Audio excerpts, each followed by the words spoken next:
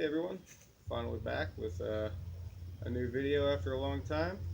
Sorry for the lack of videos. I've been in school and starting a new job, but that's all finally settled in and taken care of, so we can get back to some new projects and some new videos. So let me show you what we got going on today. If you can't already see, we got a Razor electric scooter, or it was electric. Picked this up off of Craigslist for 25 bucks yesterday. Pretty good deal. It's a Razor E300. It was all ready to go, like fully functional and everything, but I went ahead and I've done a lot of the boring stuff for this project already, so took out all the electric motor and batteries and speed controller and all that stuff. I still have this stuff to pull off, but all the wires have already been undone. I managed to do it without cutting anything, so that stuff will probably be used for a later project at some point. But what we're doing with this today is we're putting this guy on here.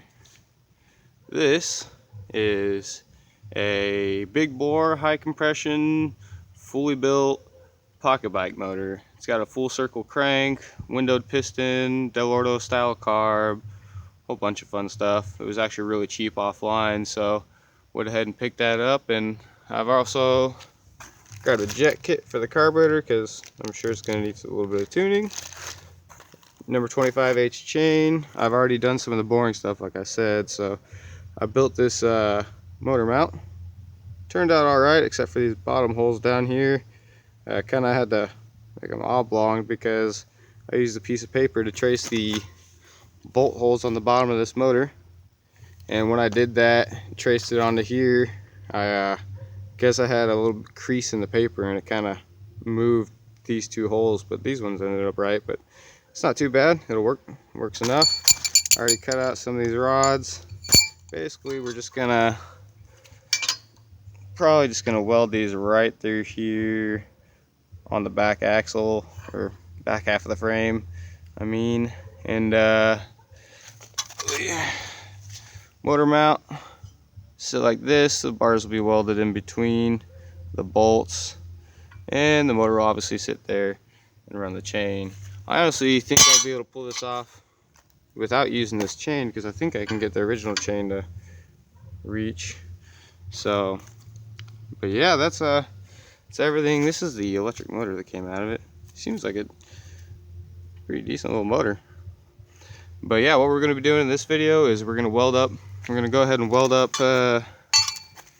motor mount, and then try and get it welded to the frame today. And hopefully by the end of this video we have the motor all mounted up. So let's see what we can do. So this is what we got so far. I just kind of clamped these two 1/2-inch square tubing on here, using a socket on each side for a spacer to make sure we can still undo all the bolts. Oops, sorry, I wasn't focusing on my hands, not the camera. But make sure we can still get everything, you know, off of there and whatnot. But yeah, we're gonna go ahead and pull this off and tack it up. Alright, we're gonna go ahead and get this tacked up.